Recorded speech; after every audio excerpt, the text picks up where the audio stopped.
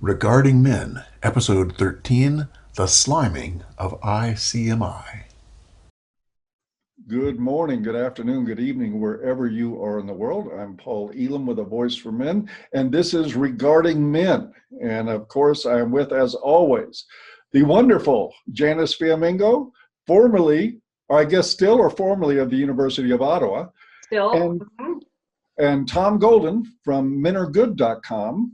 And we have all been slimed by The Guardian, or at least the attempt was there. And yes, Tom, even though they didn't mention you, you too were slimed, because this was addressing us as a group as much as it was individuals. Anyway, if you look below in the description area, you're going to see a link to an article in The Guardian attacking British MP Phil Davis for coming to the United States to speak at the International Conference on Men's Issues this coming August in Chicago, Illinois, where all three of us will be speaking. And they're attacking him by associating him with men's rights activist, cherry mining quotes. Of course, this is a routine, we started seeing in full force back when Elliot Rodger went on a killing spree, and Daily Dot authored that piece saying that he was an MRA, that he was one of us. And the media, the fake news media, has been doing this ever since. And this time they've attacked me, they've attacked Janice. Like I said, they gave Tom a break, but his time will too come. There's no doubt about it. Let me say a couple of things personally before we proceed with the discussion, if you guys don't mind. I've been a provocateur for 10 years, and it's been intentional. The reason that I have done this, to me, is obvious.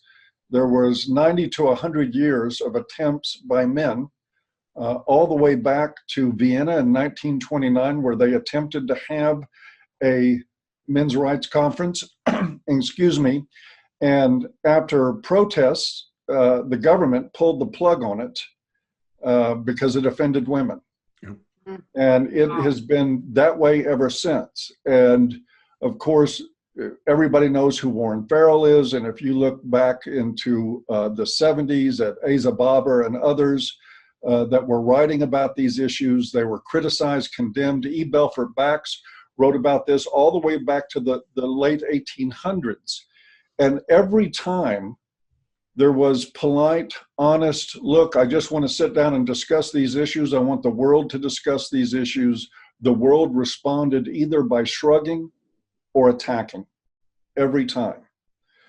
When I decided to get into men's issues in a public way, I look at that and ask myself, do I want to be the next guy that says something that nobody pays attention to? And the answer was no.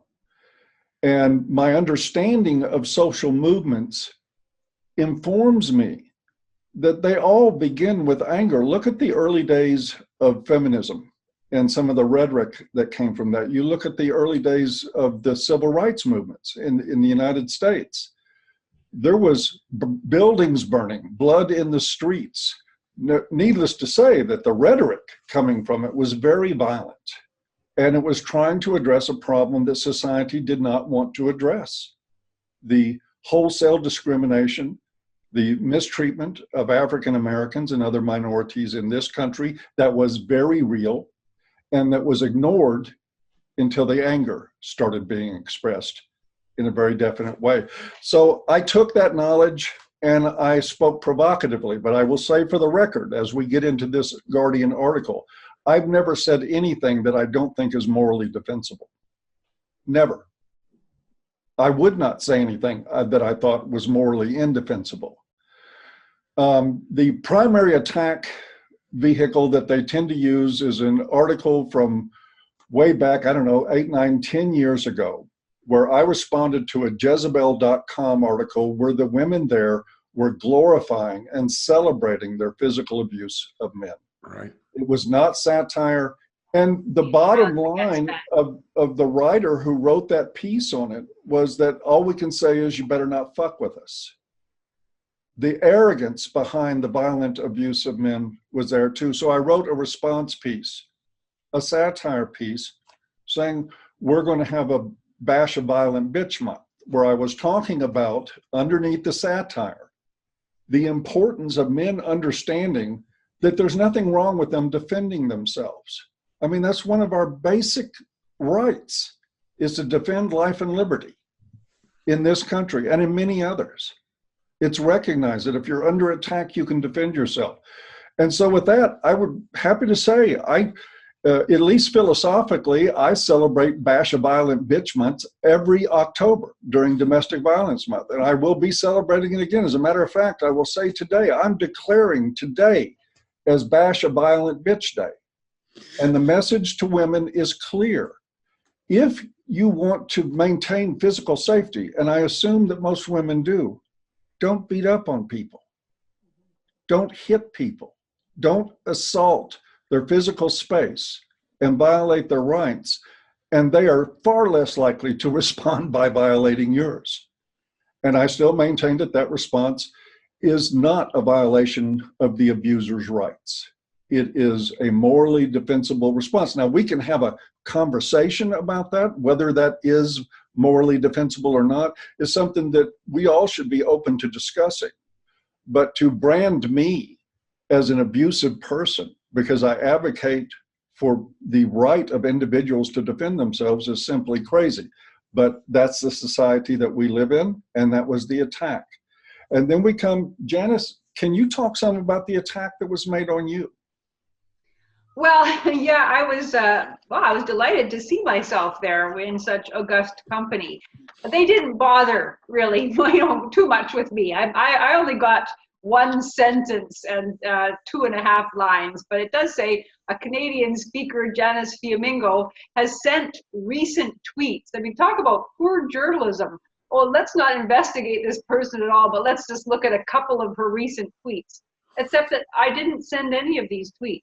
I have no idea what the person is referring to. This is outright lying, outright fabrication. It says, although it's very vague, has sent recent tweets in support of white nationalist extremists. Janice. No idea who these people are. I am not a white nationalist extremist. I'm opposed to all race nationalisms. I don't know who these people are. Maybe I've tweeted in support of Tommy Robinson, who is not a white President Trump extremist. I mean, I have no idea who they're thinking of here. And then it goes on to say that I backed the conspiracy theory that the Notre Dame fire could have been the work of Islamist attackers. That's as far as it goes. As we said before this started, it is not a conspiracy theory to say that something could have been something, but I didn't even say that. Given that Islamists have burned churches all across France, Hundreds, or attacked them in other ways, it wouldn't be a particularly bizarre thing to say it could have been. But I didn't say that, and I would encourage anyone who cares, who's worried about this, to please look at my tweets. There is nothing. They're all very sober kinds of things. And at one point I said that we may never know what happened.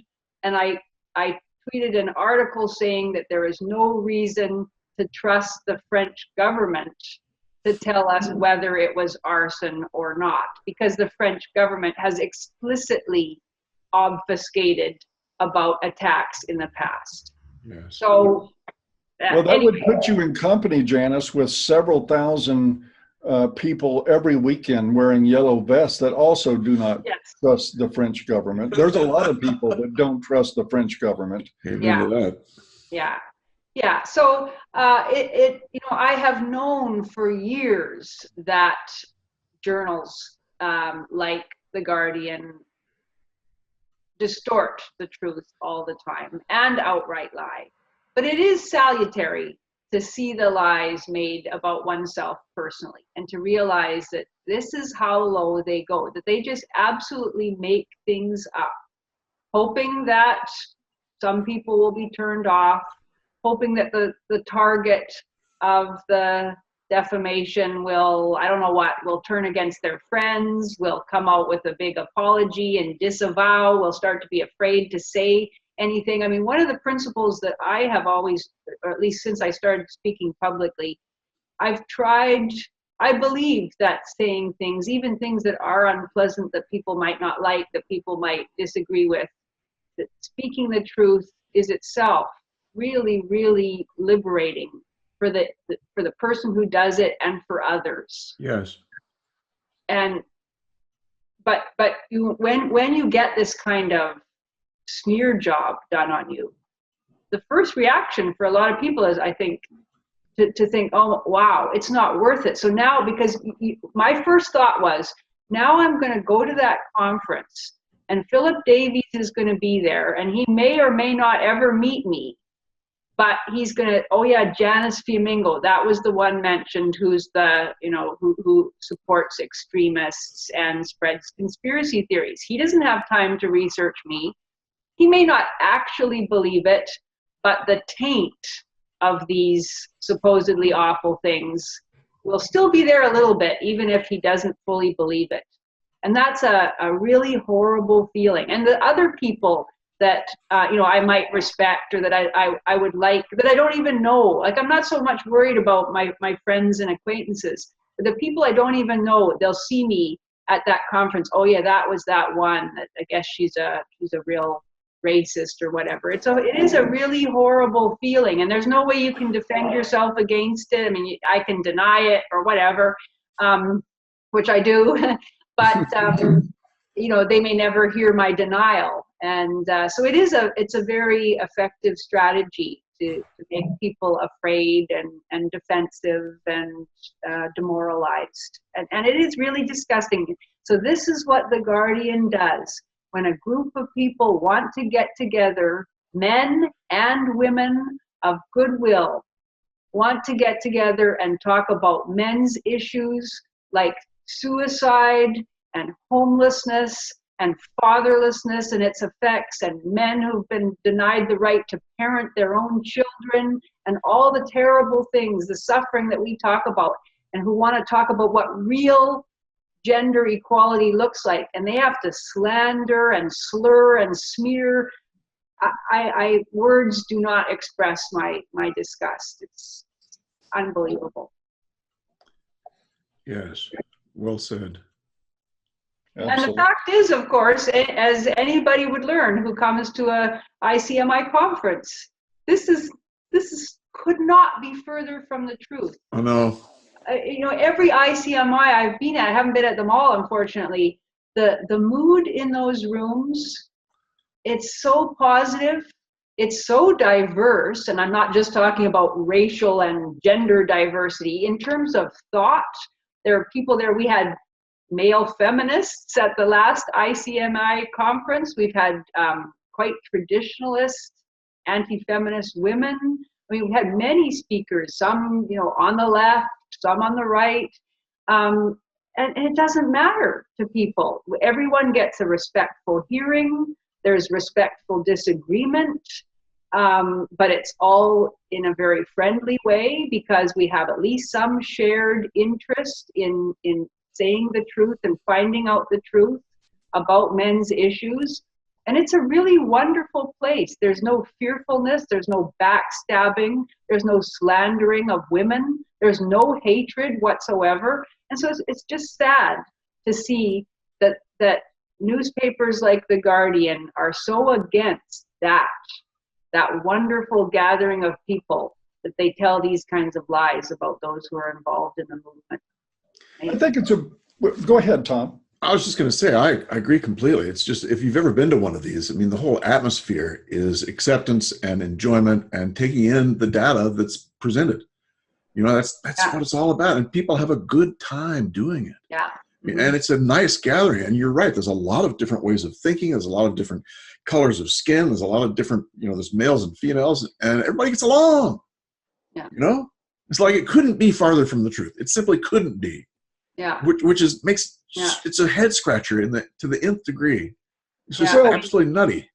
Yeah. I want to add this too. It's really, and I know we all know this, this is not really a head scratcher. The left has a narrative. Yeah. And that narrative is that men are oppressors, women are the oppressed, historically speaking, that we live in a patriarchal society where men benefit and gain at the expense of women, and anything outside that narrative is strictly forbidden. It is absolutely, Right. I mean, this is the core of identity politics. And what so much of the modern men's literature asserts, one is outside the identity politics narratives. And it talks about, we talk more about personal accountability than any other social movement I've ever seen. If it was about looking at the truth, if the media wanted to look at the truth, they would see in the 10 years of work I put online that I'm much harder on men than I ever have been on women, and that I hold their feet to the fire to be responsible for their decisions, that to not play victim, that they make choices in life. Right. And of course, they're never going to credit me for that, because it's really not about what I say or what Janice says, or whether, she believed in a conspiracy theory or not. They make that stuff up as they go along because Janice represents a threat. And now what we're seeing with the presence of people like Phil Davies, what we saw with Mark Latham in Australia, with Ann Cools from Canada speaking at that there is beginning to get a representation of this kind of thinking. The red pill ideology, if you will, is starting to creep into mainstream politics. And that has got to terrify them. They hate the idea of politicians standing up saying, yes, there's really a problem with men's suicide. There's a problem with the way our boys are treated in school. There's a problem with our family courts. And on down the line to every one of these almost innumerable issues that we all know about. They don't want that conversation to happen. And when MPs, when senators start showing up and taking political risks in order to speak about these issues, that really, I think, is what sets up. That's, to me, is what the Guardian article is about more than anything else. Really, some powerful people are starting to get on this bandwagon. We better stop it. We better. So what do? They try to shame Phil Davis into not appearing. They try to associate him with cherry-picked quotes from 10 years ago that are taken totally out of context from how they were said, and try to smear him with that like a scapegoat, like smearing the blood on the goat and sending it into the desert. Get out of here. We're seeing that happen. And it's because what we do terrifies them. It's not because they think we're wrong. They just think we're against, at least that's my belief. I'm probably more cynical than others. I don't think necessarily that people are, that these people on the left really believe that we're evil people. I think they just see us as a political threat and they want to do something about it. Yeah. To me, the head scratcher is not that the left or the feminists have a very, extreme way of looking at things, and they will not vary from that. The head scratcher is, how did they get Congress, the legislators, and the media to be a monolith, to just be one voice? How did that happen? And to me, that's the head scratcher. Isn't there someone in the media that would speak up for men? There's not. There's almost no one. Tucker Carlson is one who's starting to speak up a little bit, but he's it. It's about it. So the media and the legislators, how did that happen? It's crazy. He's it, and unfortunately, he still has a tendency, and don't get me wrong, I'm a big fan of Tucker Carlson. I love what he does, but he still has a tendency to go back to that old line that absent fathers are all about men who are abandoning their families and to man up and come back. He doesn't recognize yet that these are mostly men that have been driven out of their families. Really? But he's doing better than most. But that's been the dilemma, I think, all along, is that from the left we get feminism and from the right we get mindless chivalry. Yeah. Yes, yes, exactly. Well said. Lot of white knighting and gynocentrism. Yes. Happens to be anti-feminist. Yeah, and I think, part of the answer, it is so frustrating because this is something that I've thought about so much with academia. Why is it that in this place where people have these incredibly protected jobs, you cannot lose your job unless it's something really, really egregious, and yet you couldn't find greater uniformity even amongst people who could lose their job, at any moment. It's incredible. But what it is, and it's one of these cases where if everybody would speak up, if one day everybody, all the people who reject the lockdown of cultural Marxist feminist ideology, if they would all speak with one voice and say, nope, that's not me. I believe other things, and I don't want to have to pretend I believe this. Nothing could be done to these people because they would be a mighty army, but they never do speak with one voice, and it's perfectly legitimate for people to feel afraid to speak out on their own, because what happens to them is you get called, as Labour MP Wes Streeting, bless his heart, said about people who would attend and speak at ICMI, at best a gathering of insecure and sexist man babies. Yeah, man babies. Thanks for that. What a sophisticated analysis, Wes. I'm glad you really read a lot of the literature and provided this kind of incisive analysis. And more worrying, of course, more worrying than that, I don't know what he'd say about all the women that attend, includes speakers with a whole host of extremist views. Yes, such as the view that men and women should be equal before the law. Oh dear. But this kind of vile slander, this is what gets flung at anyone who does dissent from the reigning narrative. And so people just decide it's too risky. There's always a reason not to speak, because they tell themselves they can do more good.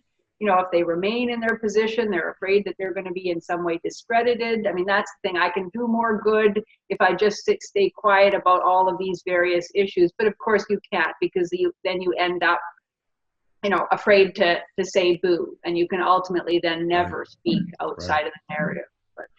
So Janice, your conclusion is that pretty much it's fear that keeps academia on a level space where only one view can be voiced.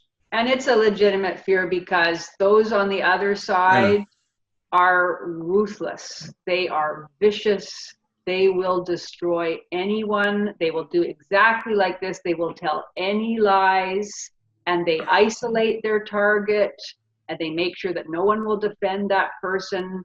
And often that's the end of the person. It is relational aggression. I was just going to say that. This is Mean Girls. Yes, it is. It's Mean Girls. Yeah. Yeah, exactly. The gossip, the use of social media to spread the hatred, to spread the lies. The person can within one day find himself, and it often is a man, though sometimes it's a woman too, but he'll find himself with nobody to stand for him. People will literally turn their backs. Really? I've heard about this happening. Literally turn their backs in elevators. Oh, God. On. Why? What terrible thing did he do? Because as one of the attendees at this conference is a Professor Franson, I think. I'm forgetting his name now. And all he did in retirement, he started to investigate male positive ideology and movements. In his retirement, he was a respected medievalist. I can't believe I'm blanking on his name. Honey Badgers did a fascinating interview with him, and they went after him, his fellow medievalists. And before this time, he'd been considered cutting edge, doing really important scholarship. He got interested in the men's movement. That was it. They just viciously unpersoned him, and that's what they do every single time. Unpersoned. Guilty of wrongthink. Unfortunately, I want to say this, I just got to say it, aside from the fact that, Janice, I'm sorry, but you make a really crappy man baby, as far as that goes. This also goes into exactly what I think, Tom, you raised the issue of there being one unified voice. Yes. Both sides of the political party. Of course, that's gynocentrism. Right. It's the bifurcation. At the root is gynocentrism, and then feminism and traditionalism are really just, the different trajectory of that. But the main controlling elements, one, like Janice just pointed out, fear. There's being socially ostracized if you speak out about these things. The other thing, which is what the idiot that made the statement about man babies was trying to do, is shame. And unfortunately, you can control men with shame. Yes. They can be rather easily controlled. It's a lot better if a woman shames them. It's a lot more effective, I should say, if a woman shames them than if a man does, because we are much more likely to resist the coercion of men than we are the coercion of women. Right. But shame is at the core of this. And this is unfortunately why you see so many efforts to rise up and address a core issue of gynocentrism is always beaten back with shame. It's why we've had a men's movement for 100 years Right. with so little traction. And until we get people that are willing, they've been doing this to us to me for 10 years. I've been attacked over and over and over again. For what it's worth to anybody, I gave up on any notion of shame a long time ago. I don't have it, not for them. I can feel guilt over mistakes in my life, but I'm not going to allow hateful, vicious ideologues to shame me into silence. Good. And we need a lot of people that are not going to do that to make this thing get more traction. And it appears to be happening. By the way, folks, the event, there's less than 10 hotel rooms left. Wow. For the conference. If you go to icmi.info or follow the link below, you'll see tickets are selling like hotcakes. Almost all the rooms are gone. Tommy Sotomayor is going to be there speaking. Carl Benjamin, Sargon of Akkad, the incredible Janice Fiamingo, which is really better than the first two that I mentioned. There is a ton of great people. Phil Davies from the United Kingdom, Mike Buchanan's going to be there. If you haven't done this, because one of the things that I think Janice talked about was the magical environment of ICMIs, and it is. There's something magical about it. And I think part of that magic is the absence of shame. It's a bunch of people with similar ideas, able to look each other in the eye, spend time in the same room, and not look over their shoulder while they're talking. And that is a remarkable event in my book. And these people only make me more determined. Has there ever been, ahead of one of the ICMIs, a major article by a paper like The Guardian of this sort? Do you know? I know there was a lot of controversy about ICMI 2014. Oh yeah, Time magazine came out with a hit piece similar to The Guardian. I think Washington Post. There were several. All negative, except for USA Today had a somewhat positive article, as I remember. Yes, and that was Glenn Reynolds who did that. He's so good. Yeah, I was going to try to spin it that this meant we'd come to a new, level of I don't know what. I think that's true. Mainstream prominence or something. Yeah, but yeah, maybe. Well, they're figuring out, I think, that, back in 2014 we did this. There was a slew of articles. There's going to be more articles about this one. Trust me, there already has been. We just mentioned the Guardian piece. There's a couple of others. I'll try to dig up the links to put in the description area. But we're going to see more, because what happened is they came out attacking us in 2014, and all it did was increase our profile and increase traffic to A Voice for Men and make the conferences better known. So they tried a couple of years of keeping their mouths shut and trying to ignore us, hoping we would go away. That didn't work. So now they're coming back on the attack again. And I've got news for them. Attack, don't attack, it doesn't matter. Resistance is futile. Amen. Yeah. So shall we give our awards, or? Ooh. Why not? Tom? Who gets the flying puta, Tom Golden? Oh, the Buddha today. I think she is given to the writer of that article. Is that who we're giving it to? Yeah, good old Peter Walker. I didn't know who you were before now, and now I know Walker. that you're lousy, Now is slanderous journalist. You can see him go to, oh, Peter. Oh my God, am I having to resist saying something about that man's name? First, Go ahead. Anyway. Go ahead. No, I just won't do that because I Say it, want to be folks. misquoted, and I'm all scared of what the media will say about it. But Peter deserves it. I mean, that kind of article, that kind of sludge, Terrible. where you slime people like Janice and Paul, who you can tell from today's show, that these are not people who are, Oh, by the way, I never got an email from Peter before that was published to verify anything. Janice, I'm assuming you didn't either? Certainly not. Oh, no, you mean they didn't even investigate the sources or the, oh. Yeah. Well, I've written explaining that they were wrong, and I've had no response. So, Right. and I'm going to keep on writing and asking them for their public retraction. But do you think they'll give it? No. Nope. Not. Purely to create a narrative. They'll say you've initiated a harassment campaign against them to silence them, the poor baby. What gets me is that when we talk about feminism, we write articles about feminism, we tell the truth. In fact, we only tell a fraction of what's really true. And it's just completely different, Yeah. No, they're not interested. So who gets the humanitarian? Well, we think it should go to Philip Tom, Davis. they're gonna.